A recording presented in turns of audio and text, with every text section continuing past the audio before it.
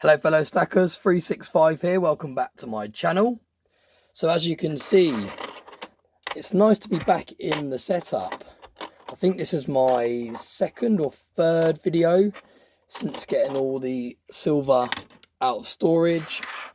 And it's just good to be home. It's nice to be back here filming some videos, because I spent a lot of time putting this setup together and adjusting it and playing around with the lighting and all the rest of it. And I feel like I've finally got to a stage where I'm quite content with it. Now I'm always going to be adding new things and adjusting things and taking things away and switching it up, but I just really like the setup. Now for those of you that haven't watched my kind of earlier videos when I first announced this setup, I just want to explain what this represents. Now, this is a stack of cash, and this isn't real cash because it wouldn't make sense to me to stack fiat currency, because, for example, here in the UK, the inflation is around about 8 or 9% currently. So if I was to hold on to cash, every single year that cash is losing its spending power by 8 or 9%. So that's why I would never have real cash just sitting around, because it doesn't make sense. All of my money is tied up in investments which are beating inflation. That's always the plan when you're investing in things. You want to try and find something that's beating the current inflation rates. So this is obviously fake cash. It's kind of like replica cash that you get on movie sets and things like that. And it's actually quite expensive to buy this stuff, because yeah, it's the actual stuff that they use in films and things like that. And what this represents is when people don't look into inflation and stacking and investing, and they just kind of go along their day-to-day life, not really taking note of what's going on. So I think it's quite a nice representation of people that just hold on to fiat. This is fine dog. And for those of you that haven't seen this meme before, if you go onto your iPhone and go to GIFs and type in "this is fine," you'll see there's a meme, and it's literally this dog sitting there in a kind of burning down building at a table drinking tea while the whole building's on fire, and he's sitting there basically saying "this is fine." And that kind of represents what happens when you don't look at the financial system and you don't look what's going on behind closed doors. You're literally a "this is fine" dog sitting on your cash while it loses its spending power year over year. So yeah, I think that's kind of what I was trying to achieve with putting the "this is fine" dog on a stack of cash. It's actually a pop dog. These are quite collectible, and it was a shame to take it out of the box, but I just thought it looked really cool out of the box, and that's why I put him there. And like I said, it just represents people that are going about their day-to-day life and they're not really taking note of what's going on in the financial system. They're not looking into investing. They're just storing cash in their bank. They haven't really looked into what they're going to do when they come to retire, and they're going to be earning less money than they currently earn and all the rest of it. So yeah, that's kind of what that's there for those of you that are a bit confused why there's a dog drinking a cup of tea sitting on a stack of cash. It's just to represent people that aren't paying attention to what's going on in the current world with the financial system and everything. And also, I found this today. Now this is my Three Graces bar, the one that I took on holiday with me, and I cut it out of the seal. I couldn't find it anywhere. I got all of my other silver back that I took away with me on holiday, and I couldn't find it anywhere. And I've literally just spent the last 20 minutes going through all my jackets and pockets and everything like that I took with me to try and find it. And I found it in one of my jacket pockets. So yeah, I'm glad we've got this. I can reunite it. There's another one there, look, so I can put it next to that one. One in the capsule, I've got one in the blister pack that's in the deep stack, and now I've got a raw one as well. So yeah, like I said, I'm really content with how the setup's currently looking. It's nice to be at a stage where I've got everything back. It's all set back up. This isn't such a dumping ground anymore. It's more of a studio again, where I can just come and film videos and have a chat with you guys. So I'm going to have a little bit of whiskey. This is running low. Look, I've only got a little bit of this. And I actually opened another bottle specially for my chat I did the other night. And I'm ashamed to say it's already almost gone. And that was because I got a bit carried away before I did the video, and then after the video I ended up having a few more while I was editing it. So yeah, I'm running a little bit low on whiskey. And for those of you that mentioned about watering down your whiskey and all that sort of stuff with ice cubes, I'm going to be disappointing a few people here, but I just can't find anything that satisfies my needs in terms of how cold I like my whiskey. People have suggested just keeping the bottle in the freezer, but I don't know. I just like the idea of, like, if I kept this in the freezer, for example, when I bring it out and I want to showcase it on a video, it's going to be all condensation, it's going to have ice on it, it's going to get wet all over my setup, and yeah, it's just going to damage the bottle. And I actually keep hold of all my whiskey bottles. When I finish my whiskey, I keep hold of the bottles. So I don't know, I haven't found an alternative, really. I've tried the metal ice cubes, but they just don't make your drink cold enough. I've tried putting the glass in the freezer, but then again I had the same problem. When I got the glass out, it had loads of condensation, it was all damp, and yeah, it would just ruin my setup. So I don't know, I'm back to just having the standard ice cubes. Now, I suppose these ice cubes are a bit different from your standard ice cubes, because these are really, really large ice cubes. You can see this is a normal size whiskey glass, well, slightly larger than a normal size whiskey glass, but you can see the ice cubes takes up the whole glass. And because it's such a large ice cube, it does take ages to melt. It's not like if you put in like 3 or 4 smaller ice cubes and they melt really quickly. So yeah, it doesn't really water down the whiskey that quickly. And I suppose it's a give and take situation. Yes, I'm going to have a slightly watered down whiskey that a lot of you have pointed out adjusts the taste and all the rest of it. But I don't know, I just prefer my whiskey with a good old fashioned ice cube. And I have tried to mix it up a little bit to keep everyone happy and to take people's suggestions on board. But I'm going back to ice cubes in my whiskey because, yeah, I just prefer it. It's actually a really nice whiskey. Now, a lot of people have asked me what I preferred, whether I preferred the Maker's Mark or the JD single barrel, which is this one here. And I've got to say, I did prefer this one. If I had to choose out of these two, I would say this one, for me, tasted better. Now, they are exactly the same percentage. They're both 45%. But yeah, there was something about this one that just I preferred. Now, this was the whiskey that I said about a minute ago that I was drinking the other night. Hay Club, another kind of budget whiskey. It's about £25 a bottle, and that's including delivery. Really, really nice. Now, this isn't that nice on the rocks. It does taste better with a mixer, which does obviously make it last longer as well. Well, should make it last longer, but yeah, this is a really nice one as well. For those of you that just like a kind of whiskey with a mixer, you might like this straight. You can drink it straight, but it's just not as smooth as some of the more expensive ones like we've got on display here. But yeah, let's get into some actual silver related topics. Another sip of that. I'm actually off work again tomorrow, so yeah, I don't mind having a couple of whiskies. Now, I've got 2 items here to unbox. Like I said in my previous videos, I've got around 8 or 9 items backlog from when I went on holiday, so I'm just kind of unboxing and winging it, really. I don't know exactly what I'm unboxing. I can't remember exactly what I've ordered, so yeah, hopefully one of these is precious metal related. If it isn't, I'll grab one of the other parcels and we'll switch it up a little bit. But some of it's from eBay, some of it's from bullion dealers, and some of it's just miscellaneous stuff that I've ordered. But like I said, I've lost track of what I've actually ordered. Ah, perfect. So this is actually a silver. Ah, I know what this is. So this deserves its own video. So we're going to save this one for another day.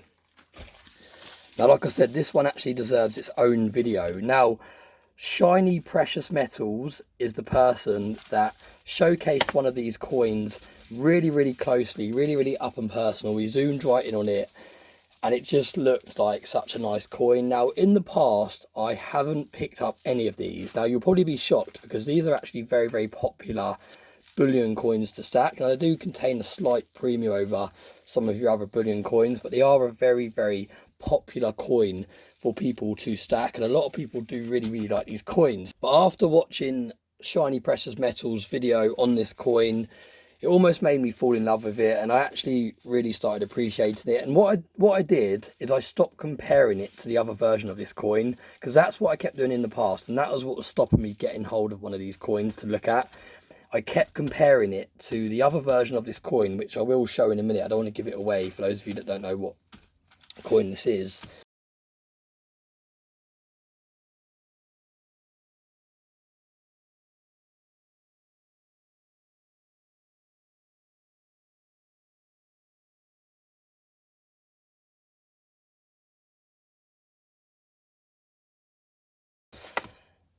I kept comparing it, and I kept thinking to myself, no, I much prefer that version of the coin, so I'd rather pay a slight premium and pick up this version of the coin. But yeah, I've got one of these because Shiny Precious Metals showcased it the other day, and like I said before, stacking is addictive. When people showcase things on their channel, it makes you want to go out and buy one. And look at that, it does look so much better in the hands as well than on the videos. Absolutely gorgeous coin. So this is obviously a 1 ounce Libertad coin, and this is from the Mexican Mint, and you can see you've got all the Mexican coat of arms around the edge, all the different versions from over the years. It's very, very nice that it's come in a capsule as well. Let's see how easy this capsule is to get open so we can have a closer look. It's actually quite a large coin. So there we go. This is my first newer version, type 2 if you like, Libertad, that I have in my stack. And although it is actually a gorgeous looking piece of silver, I do still stand by my original statement that the other version of this coin, which is a type 1, is the superior coin, is the coin that I'll continue to go to if I've got to decide out of which one I'm going to pick up. Now you can see, it's actually quite nice to see now, the comparison in the size. You can see this one is so much smaller, but the reason why it's so much smaller is because it's so much thicker.